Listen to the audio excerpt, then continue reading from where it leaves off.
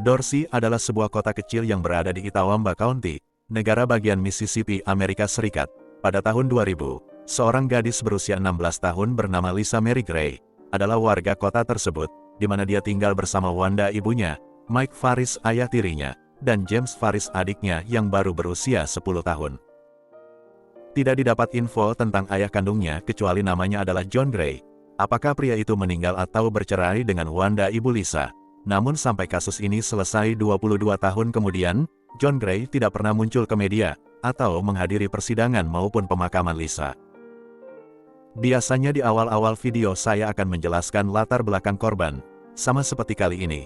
Tapi saya ingin menekankan bahwa Lisa adalah gadis remaja yang sangat disayangi dan disukai oleh banyak warga kota Dorsey. Jadi kepergiannya yang begitu tiba-tiba, menjadi pukulan yang sangat berat bagi mereka yang ditinggalkan. Lisa digambarkan sebagai gadis remaja yang manis, ramah, murah senyum dan selalu terlihat bahagia. Kehadirannya di setiap tempat selalu membawa aura positif yang menular ke orang-orang di sekitarnya. Dia suka menyanyi dan bergabung dalam paduan suara gereja, aktif dalam kegiatan-kegiatan sosial, dan sering membantu remaja lain yang menjadi korban bullying di sekolah. Lisa sangat benci dengan para pembuli, dan dia tidak segan-segan berdiri di depan untuk mengkonfrontasi para murid nakal di sekolah. Semua remaja seusianya sangat senang berteman dengan Lisa, namun dia memiliki satu orang sahabat yang kebetulan juga bernama Lisa. Lisa Gray dan Lisa Daracot sudah berteman sejak mereka masih duduk di bangku TK, hingga mereka naik ke kelas 2 SMA di tahun 2000. Lisa dan Lisa selalu lengket seperti saudara kembar. Mereka mengidolakan Spice Girls dan sering bergosip tentang remaja tampan di sekolah, saling menata rambut serta makeup satu sama lain, dan melakukan hal-hal yang normal dilakukan oleh para remaja putri. Di pertengahan tahun 2000, Lisa baru saja menyelesaikan ulangan kenaikan kelas, sebelum dia memulai tahun ajaran baru di bangku kelas 2 SMK Pertanian Itawamba. Lisa memutuskan untuk membantu usaha ayah tirinya sekaligus mengumpulkan uang untuk tambahan dana kuliahnya nanti. Mike Faris ayah tiri Lisa memiliki restoran kecil bernama Commerce yang dikelola oleh adiknya yang tak lain adalah paman tiri Lisa. Sekali lagi, Dorsey adalah kota yang sangat kecil. Commerce menjadi salah satu tempat favorit warga untuk makan atau bersosialisasi.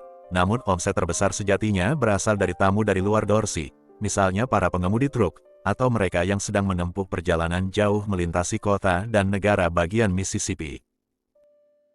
Pada hari Kamis di tanggal 22 Juni tahun 2000, Lisa baru saja menyelesaikan shift kerjanya di mana Commerce biasa tutup pada jam 9 malam. Setelah pekerjaannya beres, Lisa kemudian meraih tasnya, lalu berjalan menuju mobilnya yang terparkir di depan restoran. Pada jam 10.30 malam, Lisa menginjak pedal gas meninggalkan Commerce Diner menuju rumahnya yang berjarak sekitar 1,5 kilometer. Sementara itu di rumah keluarga Faris, Wanda ibu Lisa mulai cemas karena sang putri belum tiba di rumah hingga jam 11 malam. Perjalanan dengan mobil dari Commerce Diner ke rumah mereka biasanya hanya memakan waktu beberapa menit saja. Wanda menelpon Commerce tapi tak ada yang mengangkat telepon, yang artinya, restoran sudah tutup dan semua orang sudah pulang. Di waktu yang sama, seorang pria bernama Richard mendatangi rumah keluarga Faris. Richard adalah koki Commerce Diner. Pria itu kemudian menjelaskan bahwa tadi sewaktu dalam perjalanan pulang, dia melihat mobil Lisa terparkir di depan SD Dorsey dengan lampu sen menyala, tapi mobil dalam keadaan terkunci dengan tas handphone dan barang-barang pribadi Lisa masih berada di atas jok. Richard kemudian mendapati bahwa salah satu ban mobil Lisa dalam keadaan kempes, jadi dia berasumsi, mungkin Lisa berjalan kaki pulang ke rumah untuk meminta bantuan. Namun begitu bertemu Wanda, Richard akhirnya tahu bahwa Lisa belum sampai ke rumah, dan Wanda justru sedang cemas menunggu gadis itu pulang. Richard dan Wanda bersama-sama kembali ke lokasi mobil Lisa terparkir. Wanda menyimpulkan bahwa keberadaan mobil Lisa di sana sangat mencurigakan. Kalau memang dia berjalan kaki pulang, seharusnya dia sudah sampai di rumah, atau setidaknya Richard dan Wanda berpapasan dengan gadis itu di jalan, dan yang aneh lagi, mengapa Lisa meninggalkan semua barangnya di dalam mobil. Tanpa menunda-nunda waktu, Wanda langsung menghubungi 911. Beberapa menit kemudian, serif polisi datang. Berdasarkan kondisi mobil Lisa, sudah jelas bahwa telah terjadi sesuatu terhadap Lisa. Tidak perlu menunggu 1 kali 24 jam, pencarian terhadap Lisa Gray langsung dimulai.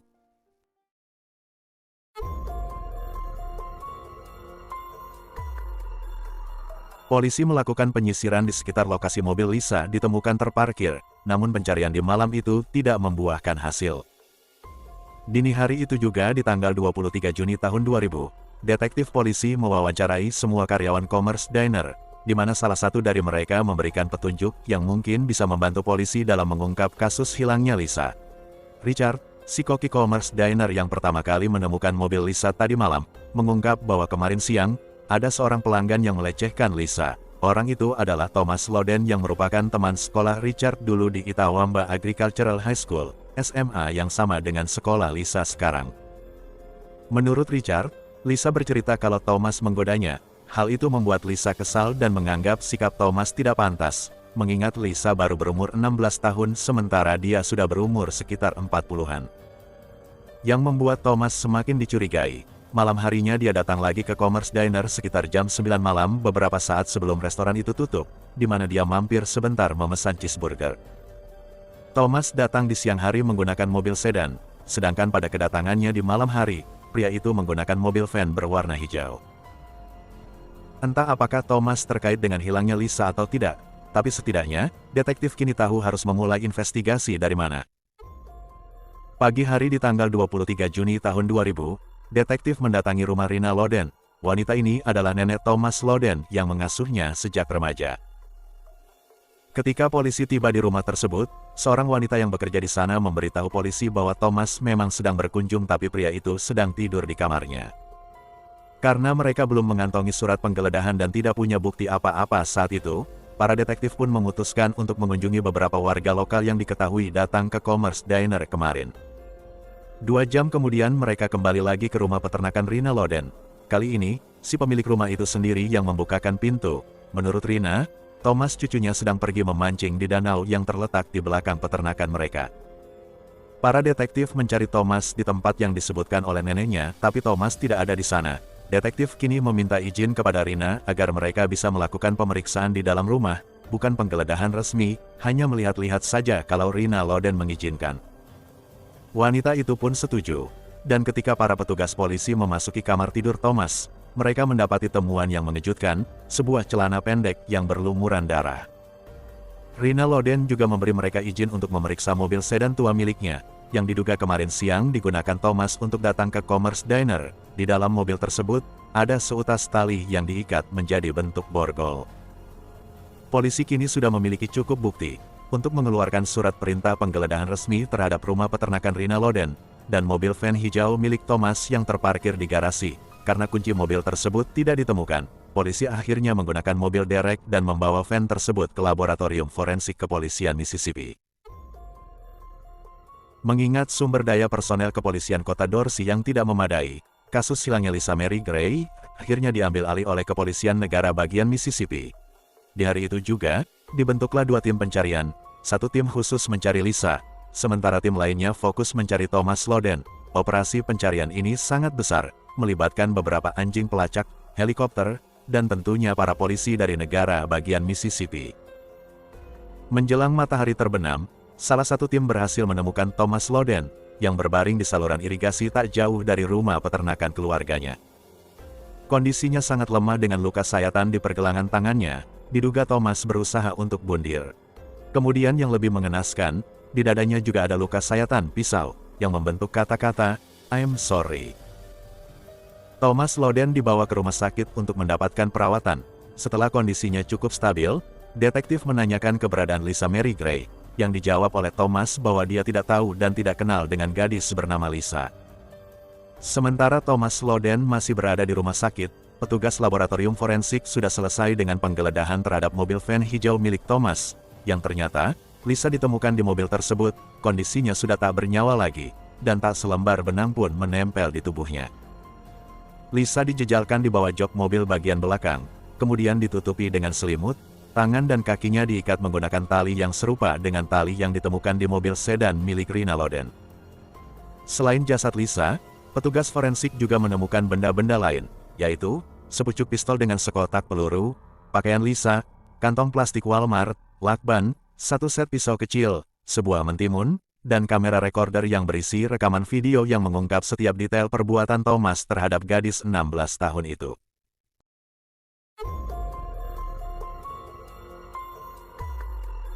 Hasil otopsi menyimpulkan bahwa Lisa Mary Gray tewas akibat dicekik hingga kehabisan nafas. Pemeriksaan ahli patologi juga mengungkap bahwa Lisa telah kehilangan keperawanannya dengan cara yang sangat brutal. Lisa memiliki memar di bagian kepala, kening, bibir, leher, dan pipi sebelah kanan. Ditemukan juga luka di pergelangan tangan dan kaki akibat ikatan tali yang terlalu kencang. Pada lengan kirinya, ada luka yang menandakan bahwa Lisa sempat melakukan perlawanan. Cedera atau memar pada tubuh Lisa lebih lanjut ditemukan di bagian dada, punggung, dan area kemaluannya. Satu persatu barang bukti yang ditemukan semakin menguatkan dugaan keterlibatan Thomas dalam kematian Lisa. Misalnya, satu set pisau yang ditemukan di dalam mobil van hijau, diduga salah satunya ditancapkan di ban mobil Lisa pada malam itu. Lalu pada kantong kresek Walmart, ada sisa lakban dan beberapa helai rambut milik Lisa. Diduga, kantong kresek itu Thomas gunakan untuk menutup kepala Lisa. Kemudian ditemukan juga sebuah mentimun, yang mana terdapat jejak DNA Lisa dan DNA Thomas. Kurang lebih kalian pasti mengerti bagaimana DNA itu bisa menempel di mentimun tersebut.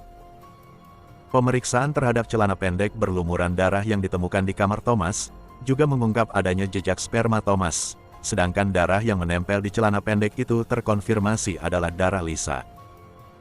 Saat dikonfrontasi dengan temuan-temuan tersebut, Thomas Loden menyangkal bahwa dia bertanggung jawab atas kematian Lisa Mary Gray. Namun detektif masih punya satu alat bukti terakhir yang membuat Thomas Loden tidak bisa berkutik lagi, yaitu rekaman video, di mana Thomas selama 4 jam melakukan pemerkosaan, penyiksaan, pelecehan, dan pembunuhan terhadap Lisa Mary Gray. Konten asli video itu tidak pernah diungkap oleh kepolisian negara bagian Mississippi, namun mereka merilis info terkait isi rekaman tersebut kurang lebih sebagai berikut. Thomas Loden merekam dirinya sendiri yang secara brutal melakukan pelecehan seksual terhadap Lisa selama lebih dari 4 jam. Meskipun wajahnya tidak masuk ke dalam frame, suara Thomas terdengar sangat jelas di dalam rekaman itu. Semua detail rekaman yang terbagi dalam 4 bagian tersebut diambil di dalam mobil van hijau miliknya.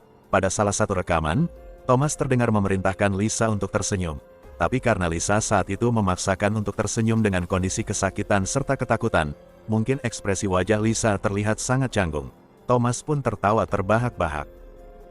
Di bagian lain, terdengar suara Lisa yang memohon kepada Thomas untuk berhenti menyiksanya. Namun Thomas tidak peduli. Dia terus memperkaos Lisa sambil memegang kamera dan mengejek-ejek korbannya, dengan berkata bahwa sekarang Lisa sudah tidak perawan lagi. Di video terakhir, terlihat kalau Lisa sudah meninggal, tapi si Thomas ini masih terus memperkaos jasad Lisa. Sebenarnya masih ada detail-detail lain dalam rekaman tersebut, termasuk juga bagian di mana Thomas menggunakan beberapa alat untuk bermain-main di area kemaluan Lisa, salah satunya menggunakan mentimun, tapi menurut saya, cukup sampai di situ saja penjelasannya, karena memang benar-benar miris membayangkan apa yang dialami Lisa selama 4 jam terakhir di dalam hidupnya. Kini kita beralih ke rumah sakit di mana Thomas Loden sedang menerima perawatan, yang ternyata, luka di pergelangan tangannya sangat dangkal. Begitupun dengan luka di bagian dada di mana Thomas menulis kata-kata "I'm sorry", ternyata tidak separah yang dibayangkan polisi. Thomas sepertinya membuat luka-luka tersebut untuk menciptakan kesan bahwa dia ingin bundir, namun rupanya dia tidak senekat itu.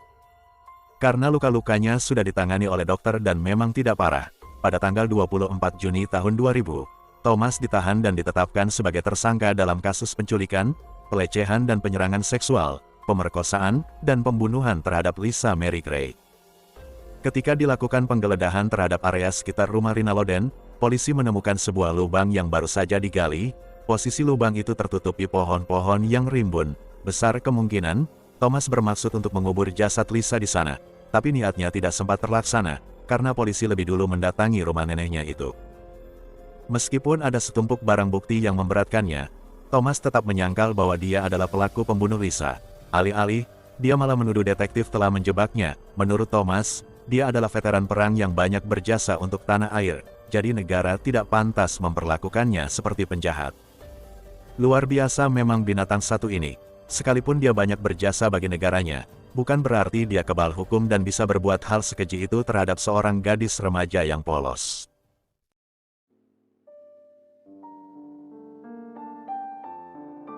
Thomas Edwin Loden Jr. lahir pada tahun 1964 dan tumbuh besar di Mississippi. Tapi sejak kecil, hidup Thomas sudah rusak dan bermasalah. Ibunya menikah di usia 17 tahun, ketika Thomas berusia 3 tahun, orang tuanya bercerai karena kasus KDRT. Masing-masing ayah dan ibu Thomas menikah lagi. Thomas hidup berpindah-pindah antara rumah ayah dan rumah ibunya. Di rumah sang ayah, Thomas menerima perlakuan kasar dari ayahnya, sementara saat dia berada di rumah sang ibu, kondisinya malah lebih parah, karena diduga, ayah tirinya melakukan pelecehan seksual terhadap Thomas.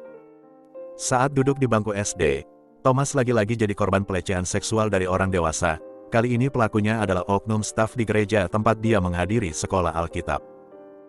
Trauma atas kejadian pelecehan berkali-kali, membuat Thomas memiliki kecenderungan untuk melakukan bundir, hingga akhirnya kakek nenek Thomas memutuskan untuk membawanya tinggal bersama mereka di kota Dorsey, Itawamba County. Terbukti sejak saat itu, di bawah pengasuhan kakek neneknya, hidup Thomas berangsur berubah menjadi lebih baik. Memiliki trauma masa kecil tidak menghambat prestasinya di sekolah. Thomas akhirnya lulus dari Itawamba Agricultural High School pada tahun 92. Setelah itu dia bergabung dengan Korps Marinir Amerika Serikat dan menjadi marinir aktif selama 18 tahun, dengan pangkat terakhir sebagai sersan pada tahun 2000. Thomas Loden memiliki catatan yang baik di militer, juga pernah menerima beberapa penghargaan, utamanya penghargaan atas pengabdiannya dalam Perang Teluk di Irak. Terkait perang ini, Thomas menyaksikan kematian beberapa sahabatnya, hingga menyebabkannya mengalami trauma pasca perang, sehingga Thomas mulai terbiasa mengkonsumsi alkohol serta obat penenang untuk mengatasi kecemasannya. Sepanjang hidupnya sebagai pria dewasa, Thomas Loden tercatat telah menikah sebanyak 3 kali. Kedua pernikahannya gagal karena mantan istrinya selingkuh. Pada tahun 95, Thomas menikah lagi untuk yang ketiga kalinya di Virginia. Dari pernikahan terakhir ini, Thomas dikaruniai seorang putri.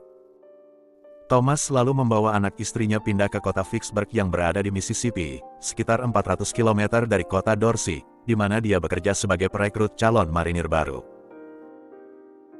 Beberapa hari setelah dia ditangkap, sang istri datang mengunjunginya.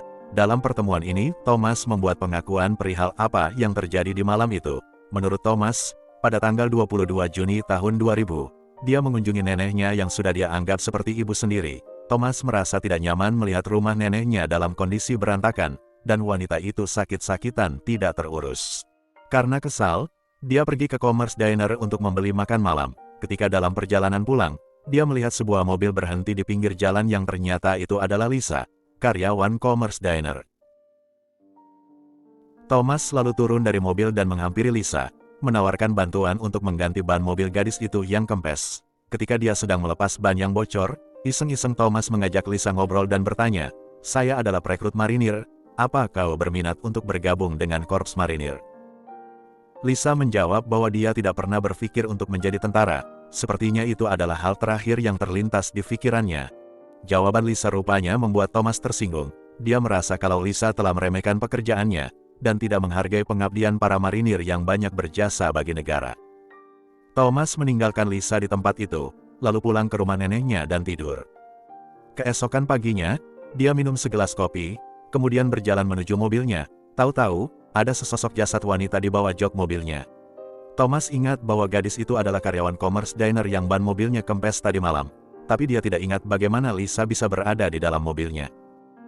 Thomas membuat versi cerita yang sangat aneh dan penuh kebohongan dari awal hingga akhir. Sebagai contoh yang pertama, dia mengaku datang ke Dorsey pada tanggal 22 Juni tahun 2000, padahal istrinya tahu bahwa dia datang ke kota itu dari seminggu sebelumnya. Rina Loden neneknya juga memberikan keterangan bahwa Thomas sudah seminggu berada di rumahnya. Thomas mengaku bahwa dia tidak nyaman saat melihat rumah neneknya tidak terurus dan wanita itu sakit-sakitan. Faktanya, Rina Loden memiliki beberapa orang pekerja yang membantunya mengurus rumah dan peternakannya. Kondisi Rina Loden memang lemah, tapi itu karena pengaruh dari usia senja, bukan karena penyakit tertentu. Selanjutnya Thomas mengaku bahwa dia keluar dari Commerce Diner pada jam 9 malam, sementara Lisa keluar dari tempat itu pada jam 10.30 malam. Artinya, selama kurang lebih 1,5 jam, Thomas menunggu Lisa sambil menyusun rencana jahatnya. Thomas hanya menyebutkan kedatangannya ke restoran itu di malam hari, sementara kedatangannya di siang hari tidak dia ceritakan kepada istrinya. Kuat diduga bahwa Thomas merasa tersinggung dengan penolakan Lisa pada siang itu, dan dia datang lagi di malam hari berpura-pura membeli makan malam. padahal dia sudah merencanakan penyerangan atau pemerkosaan terhadap Lisa. Di ban mobil Lisa yang kempes, ditemukan pisau yang diduga adalah milik Thomas, jadi dia dengan sengaja merusak ban tersebut, lalu mengikuti Lisa dari belakang sampai kemudian ban mobil itu benar-benar kehabisan angin dan Lisa terpaksa turun dari mobilnya. Thomas juga berkata bahwa dia mengobrol dengan Lisa saat dia sedang membongkar ban mobil gadis itu. Hasil pemeriksaan menunjukkan bahwa ban mobil Lisa belum diotak-atik sama sekali. Thomas Loden berbohong dan terus berbohong, padahal semua bukti sudah terang benderang dan tidak bisa dibantah lagi.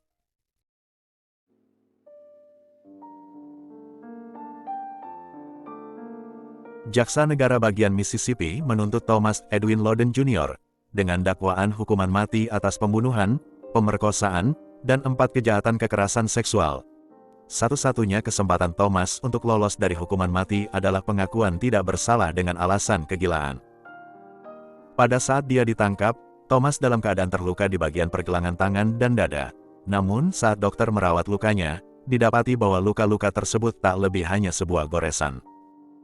Thomas memainkan sandiwara melodrama untuk membuat kesan bahwa dia sangat menyesali perbuatannya, atau bisa jadi, Thomas ingin membuat kesan bahwa dia tidak waras.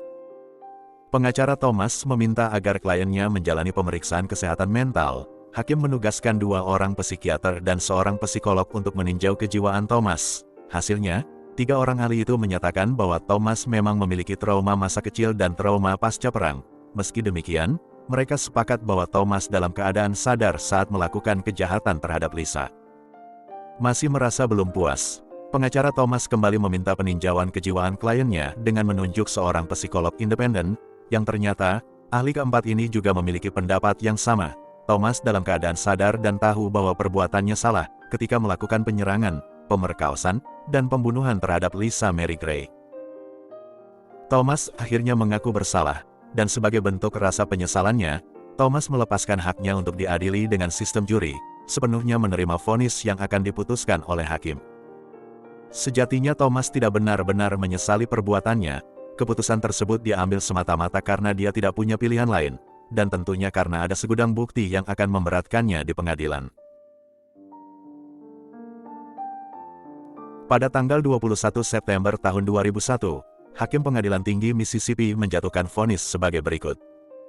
Untuk 1 dakwaan pemerkosaan, Thomas divonis dengan hukuman penjara 30 tahun. Untuk 4 dakwaan kekerasan seksual, Thomas divonis masing-masing dengan hukuman penjara selama 30 tahun. Terakhir, untuk dakwaan pembunuhan, Thomas divonis dengan hukuman mati. Jadi secara total, Thomas Edwin Loden Jr. divonis dengan hukuman mati, ditambah dengan hukuman penjara selama 150 tahun. Pada bulan Juli tahun 2003, Thomas mengajukan banding dengan dalih bahwa pada persidangan di tahun 2001, pengacaranya tidak memberikan nasihat dan tidak melakukan pembelaan yang memadai. Pengadilan Wilayah Mississippi menolak banding tersebut. Pada tahun 2007, Thomas mengajukan banding lagi ke Mahkamah Agung Mississippi. Setahun kemudian, Mahkamah Agung Mississippi juga menolak banding Thomas Loden, dan menegaskan bahwa Thomas Loden secara sadar sukarela mengajukan pembelaannya, dan itu bukan karena kesalahan pengacaranya. Di bulan Maret tahun 2015, Thomas mengajukan banding ke Mahkamah Agung Amerika Serikat. Pada bulan November di tahun yang sama, Mahkamah Agung Amerika Serikat juga menolak permohonan bandingnya. Jalan terakhir yang digunakan oleh Thomas Loden adalah melibatkan organisasi hak asasi manusia, yang memang secara aktif menentang pemberlakuan hukuman mati di Amerika Serikat. Namun lagi-lagi, upayanya tidak membuahkan hasil. Pada tanggal 14 Desember tahun 2022, Thomas Edwin Loden Jr. yang sudah berusia 58 tahun, secara resmi dihukum mati melalui suntikan di penjara negara bagian Mississippi. Untuk makanan terakhirnya, Thomas Loden memesan daging babi goreng, okra goreng, ubi jalar panggang, biskuit Pillsbury Grants dengan mentega dan molase, es krim vanila Prancis, dan secangkir teh manis merek Lipton. Bandingkan dengan Lisa, seharian hingga malam dia menyajikan makanan untuk para tamu di restoran. 4 jam sebelum dia meninggal, Lisa melalui banyak sekali penderitaan.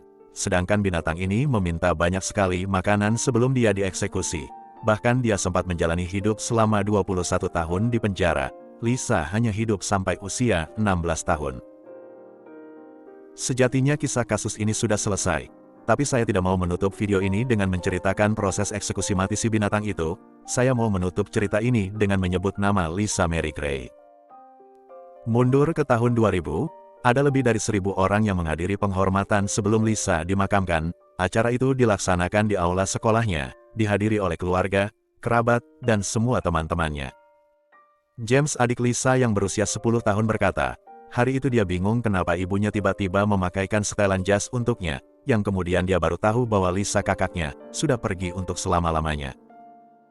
Pada tanggal 11 Desember tahun 2022, Wanda Faris sempat diwawancarai oleh wartawan, di mana Wanda bercerita bahwa dia sempat terpuruk selama 4 tahun setelah kepergian putrinya, tapi Wanda kemudian berhasil merelakan Lisa, dan berterima kasih kepada Tuhan bahwa dia diberi kesempatan selama 16 tahun, untuk menjadi ibu dari seorang putri yang sangat baik dan mengagumkan. Terakhir Wanda berkata, aku berharap Tuhan memberikan waktu lebih lama, tapi aku yakin bahwa Lisa sekarang sudah berada di tempat yang jauh lebih baik.